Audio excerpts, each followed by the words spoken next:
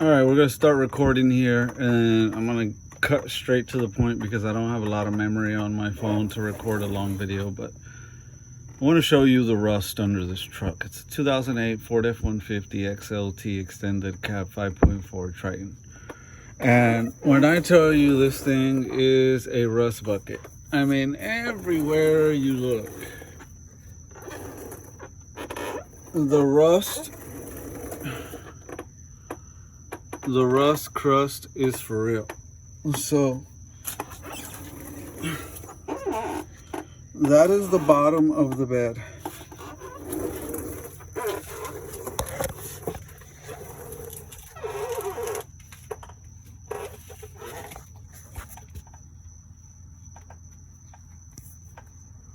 Look at that. That's the bed liner. You could straight have something fall straight through there. It's nothing but the bed liner there. If you remove the bed liner, like, there's no bed of the actual truck left. You see the frame rail? Rotted right out. Supposed to go all the way across. So, I mean, this bed isn't even like securely held on here. And I mean, it's just rotting away everywhere you look. This bed is done. It is literally done, guys. Give me a second to put this forehead light back on. All right, so I showed you guys what's going on up there. You've seen the hole in the bed, like literally hole in the bed, rust hole. And everywhere you look on the bed,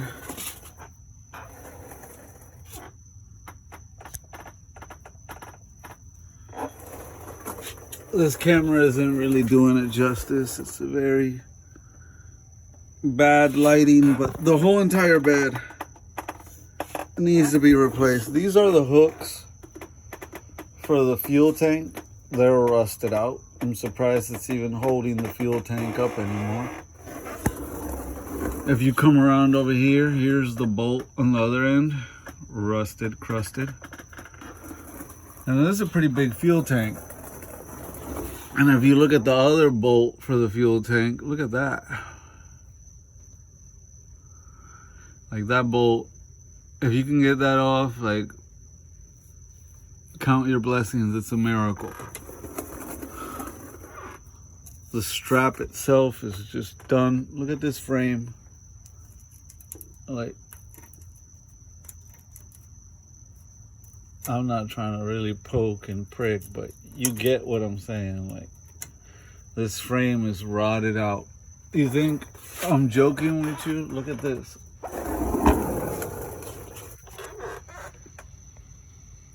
Look at this. This whole entire frame is rotted out. Like, the whole entire frame. Yeah, so unfortunately, the whole frame is just rotted out all the way across. If you look at the side of the chassis here, look at all the rot under there. Like, everything here is rot all the way through. I mean, this thing is done. And you would say, oh, the frame is good, let's put a new bed on it, or let's patch the cab up. No, the frame is not good. The frame is rotted out. Like, gaping holes in the frame. Like, I would hate to be in an accident in this truck. It would crumble like paper, literally. There's no structure to this rotted out frame anymore. There's no stiffness to it. Already had several pieces of rust fall in my face and down my mouth. This is just rust, like everywhere you look. Everywhere you look on this thing. I was honestly afraid of even putting jack stands on it, because everywhere you look, the frame is just like, look at that. Like, you put a jack stand on that and that'll just cave right through. Yeah, this is bad, y'all. Like, if this isn't a rust bucket, I don't know what it is. Like, it's just sad because, like, I like this guy. The guy that owns this truck, he's a really nice guy, man. And I hate to see stuff like this happen to good people. But look, that whole thing is rusted. Like, this whole drive shaft for the front four-wheel drive is rusted. You will engage four-wheel drive on this truck, actually stuck somewhere, and go to engage four-wheel drive, and straight have those U-joints in that whole drive shaft just snap off. You know, it's sad, but it is what it is. Look at the rust on all the little brackets for the shift linkage, even the rust around the bracket for the sway bar bushings that I'm supposed to be replacing.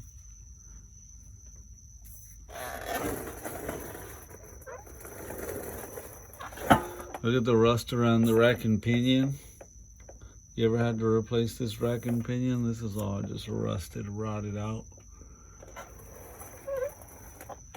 And I mean, if you look at even the motor mount bolts on the bottom of the engine, like, look at those motor mount bolts, rotted out. Those things are not coming out.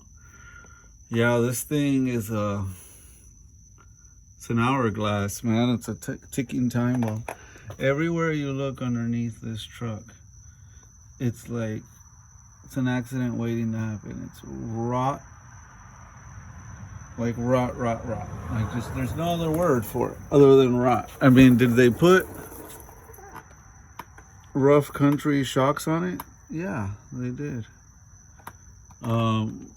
It doesn't take away from the fact that it's a rotted out truck. I mean, everywhere you look is rot. And then look at this. You see the numbers they write on the bottom of the control arm? That's because that control arm is not original. It's been replaced with one from a junkyard.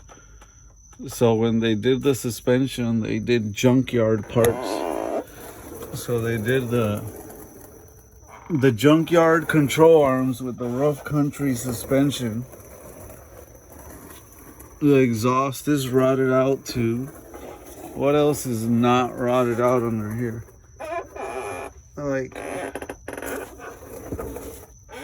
look at the drive shaft for the rear wheels. Rotted out too. Good luck getting those U-joints out. This was definitely an up north just rust bucket. Like, this is an up north rust bucket of a truck, and it's a big old gas tank, guys. See if we can get a visual of how big and long this gas tank is. All the way down there. So you got the two straps, and both of those straps are rusted out. So normally I would pull the bed, but this bed, like, you're seeing what I'm seeing here, like, everything is rotted under here. So normally you just pull the bed, but this bed is like, it's gonna come off in pieces.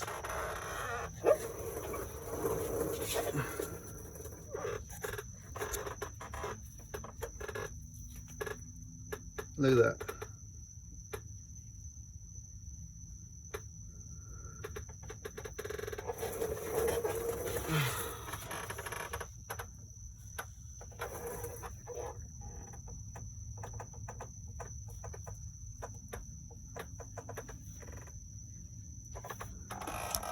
Yeah, so unfortunately, the frame on this bed is completely rotted out. And when I say completely, I mean completely rotted out. Even the frame of the truck. So you can't pull the bed off. And then if you go to pull the gas tank, you say, well, Danny, just pull the gas tank. First of all, look at the frame over here. Look what you're dealing with for a frame.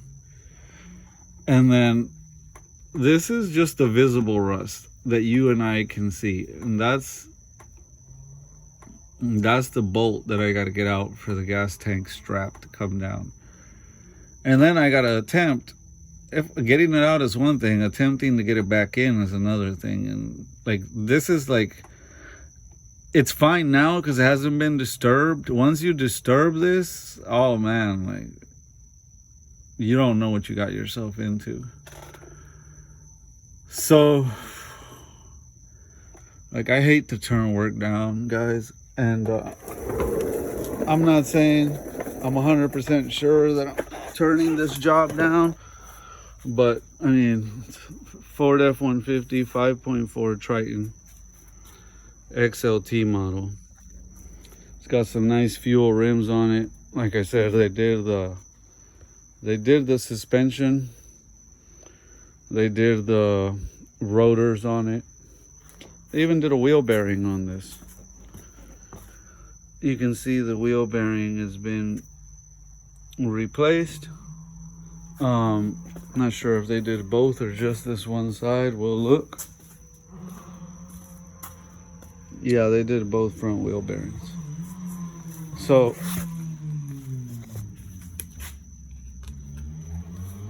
this is what I had him order over the phone without looking at the truck first. And this is why you never quote people until the truck arrives, because he says, Danny, I bought a new truck, the front suspension squeaks, I need you to do some work on it. Based off what he told me on the phone, I said, Fords always squeak unless you put Moog parts in them. Moog, however you pronounce it, right? I'm not sure what the appropriate way to say it is, but I know this company's parts are solid. So those are your upper control arms, your lower control arms. These are your inner tie rods, your outer tie rods, and I see sway bar bushings. I didn't see any sway bar links in the kit. I told him to order those, but he had a box. The box arrived. The box is actually in his truck. He had me, he wanted me to get him a fuel pump, and he went ahead and got a fuel filter. So there's the fuel pump. And that package is the ring, for the new ring for the fuel pump. And there's the fuel filter that he got. I didn't see in the back seat anything that I missed other than jumper cables and McDonald's. There's nothing else really back here. So there's no sway bar links. The sway bar links, I'll show them to you just so you know what I'm talking about. This is sway bar links. They bolt up here, down there, and then here's your bushing. So he got the bushings, but not the links. Maybe he forgot them at home or whatever. But this is, again, inner tie rods, outer tie rods, sway bar bushings, control arm, no sway bar links. Unless they're hiding inside of one of those boxes, which I haven't opened yet. But Moog or Moog, you can see they've sent me a hat before. And I really like the quality of their parts. Once you replace 5.4 aftermarket intake, and even under the hood you see rust. Like just rust, just rust. Yeah, so this thing is definitely an up north rust bucket. But we do the Moog parts, Moog, whatever. We do the Moog parts. I prefer saying it Moog, but it's probably Moog. And I've done it before on other Mustangs and other Fords, and I guarantee you all the squealing from the front end goes away. So it would have the new lower control arms right here. It'll have the new upper control arms, which are definitely ripped. You can't see it from the side too much, but they are definitely all tore up. So the whole entire control arm gets replaced up top, and the whole entire lower control arm, like I said, the sway bar links, sway bar bushings, and then over here you have your outer tie rod, which you can see is also rusty crusty. And then you have, this is the outer tie rod, and then you have the inner tie rod going into the rack and pinion, and the rack and pinion is rusty crusty too. You look at the frame, even on the front, everywhere you look is rust. Rust is the recurring theme here, yo. Everywhere you look on this truck, it's a rust bucket. So what happened in the past when I was younger and dumber, I would be like, yeah, I've done that job before, it cost this much, and I'd give the person a price over the phone. And then the vehicle would arrive and it's a rust bucket like this. And you would be like, damn, like what's up with that? Like your car's a rust bucket, bro. Like that's not even cool, man. Like it's a lot more work.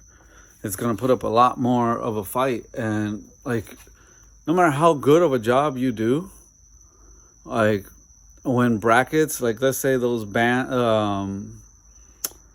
the bands that hold up the fuel tank, the straps, whatever you want to call them, they snap, they break. Like now you're junkyard shopping for new parts or ordering those online and waiting for them to arrive and having the truck tie up the spot where it's being worked on and everything else. So you never know what you're getting into, and you never know really what you're going to need until it's completely tore apart.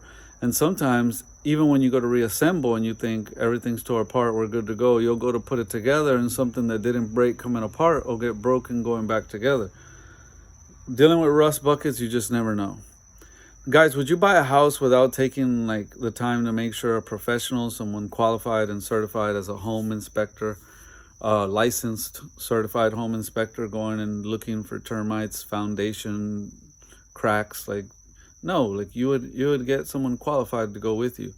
But I'll tell you what happened with this truck. Nobody qualified was hired to go look at this truck before they purchased it, unfortunately.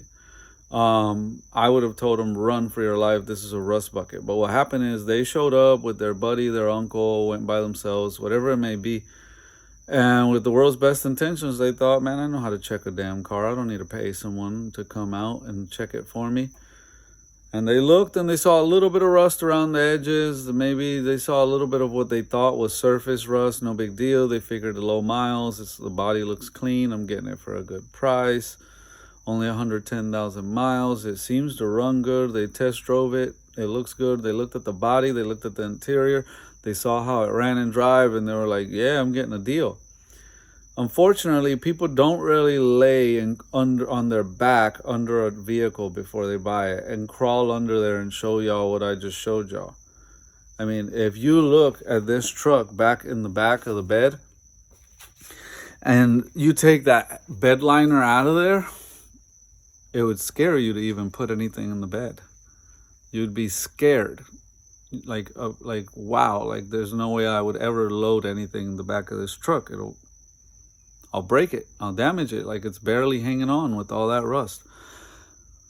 But people don't look under a bed liner when they buy a truck. They don't look under the truck before they buy it. They don't hire someone to come. So it's not to be mean or pick on anyone. It's just for anyone watching. Like this is the perfect example why it's worth paying someone whatever they ask for, whether it be $100 or whatever it is to come out and properly inspect a vehicle. Pay that. Because you dodge a bullet, a very expensive bullet. Now, I would say, hey, I'm going to put these parts on there for this guy anyways. The control arms and all that, sure, why not? That fuel pump, I ain't touching that fuel pump. I'm not touching it. It's just too much liability. It's too much of a project. It's a lot going on there. It's not safe to work on. Do the front end parts, keep it from squeaking, excuse me, and sell it. That would be my advice on this vehicle. Do the front suspension, turn around, sell it ASAP. Before the rot really causes it to turn into a lawn ornament, permanent lawn ornament. Some vehicles are worth fixing, like I said. If it wasn't completely rotted down to the frame and it was just some rust on the bottom doors or on the bed, you can go to the junkyard and get another bed and bolt it onto a good frame. You can go to the junkyard and get a set of doors and slap them on. You know, when we're talking about particular replaceable, easily replaced parts that have rust, no big deal. But when you're talking about a rusted out frame, it's not even savable. It's not even like, why even bother?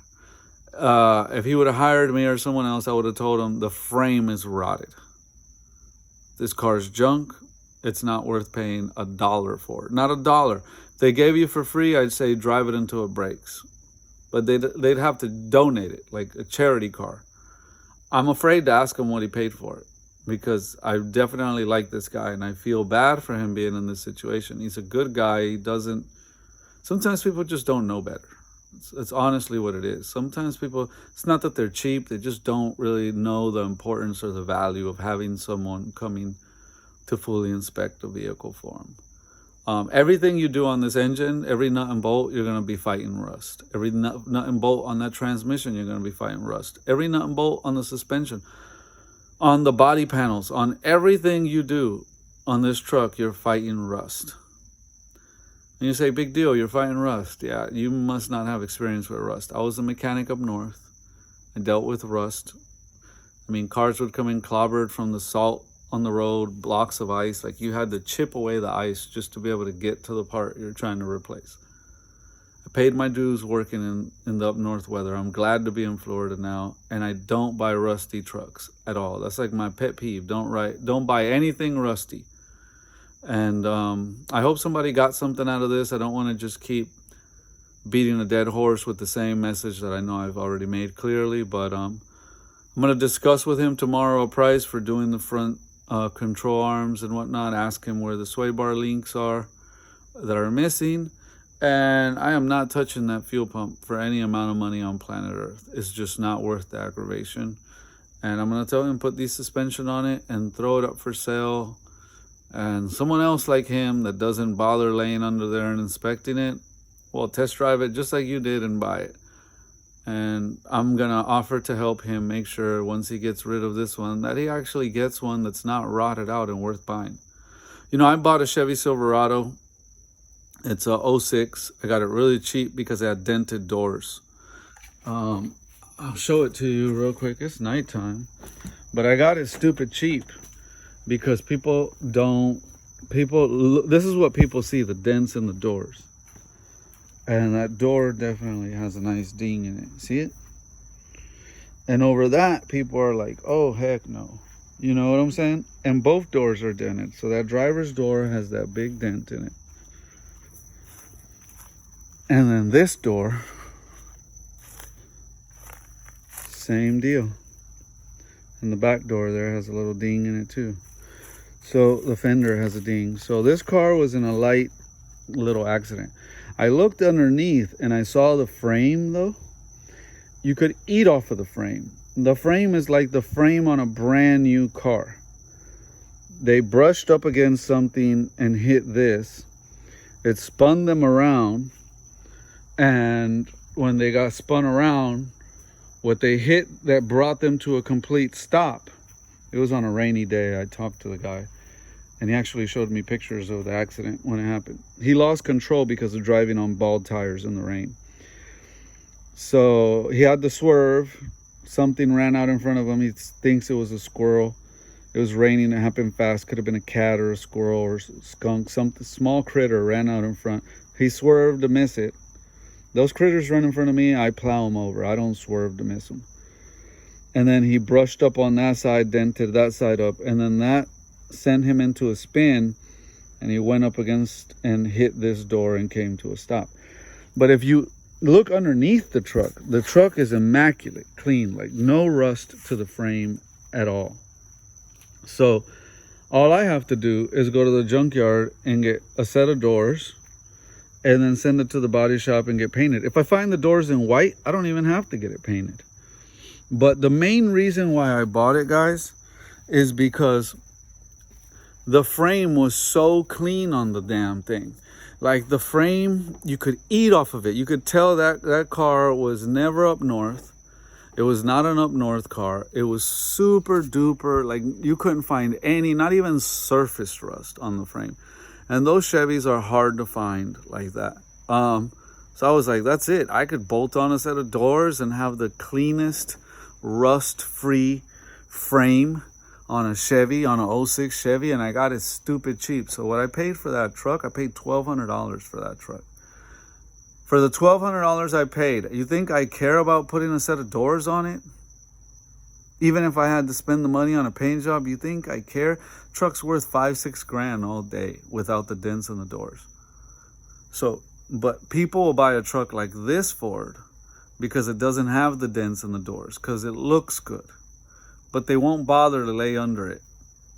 So lesson learned, don't be afraid to buy a cheap truck that you can see the damage on the body panels, that you could just unbolt the door and bolt another door from a junkyard, versus a rotted out frame, rust everywhere, clearly an up north truck. Anyways, I hope someone got some value out of this. There's no point to the rant other than someone watching and learning and saying, yeah, let me not do that. It's a little too late for him, but there's light at the end of the tunnel. He's going to drive it around for a little bit, so we'll put those control arms on it. They're going to fight me. That's not a fun, easy, just unbolt and the bolts slide right out the way they're supposed to. A lot of the bolts on this front suspension, I'm going to have to put a torch to. I'm going to have to fight. I'm going to earn it. I'm going to spend more time on it, but I'll get those control arms put on, and that'll tighten up the front end. It'll feel a little better to him in the time that he drives it until he sells it. Whoever he sells it to, he can sell. The whole front end suspension is new. The back has E-Box shocks on it. So the shocks on the back and the front shocks are rough country. So it has all new shocks, front and shocks in the back, shocks and springs in the front. And then now it's going to have control arms and sway bar bushings and all that. So whoever else gets this thing can jump in it and drive it until the rust finishes eating its way through it. Hopefully somebody that buys it is not someone that lives close to the coast, because the sand in Florida, living by the coast, rust them out also. But yeah, there's hope at the end of the tunnel. Do the front suspension and sell it ASAP. Hopefully he takes my advice. You can lead a horse to the water, you can't make him drink. The next one he buys, I'll tell him, let's work on slapping those parts on there. You'll drive it around like that until it sells. When it sells, you can move on, and I will go inspect the next one for you, so you don't end up in a situation like this. And even if we have to buy one with dinged up doors, but as long as the frame and everything underneath is super clean, he'd be way better off than this. I don't know where his budget's going to be after the hit he's going to take on this truck, but we'll see. The point is, there's light at the end of the tunnel even for him. As far as you, my friend watching, take this with a grain of salt. Do as you wish. I'm not your dad. I don't tell you what to do, but don't buy trucks like a girl. Girls buy stuff on how they look, how it looks, the aesthetics. Men, we care about function. And function is, let me get underneath. Let me literally crawl under there and take a good look underneath and see the real condition of this vehicle. Some guys will pop the hood, take a peek. Everything seems to look in good order. They close the hood and they feel like they were a good man and they checked it. Not the case. You got to crawl underneath. It's like a home inspector checking the whole house, but not checking the foundation. Don't make sense, does it? Anyways, this video has been long enough. I'm going to check out of here. Thanks for watching. God bless y'all. Catch y'all in another video.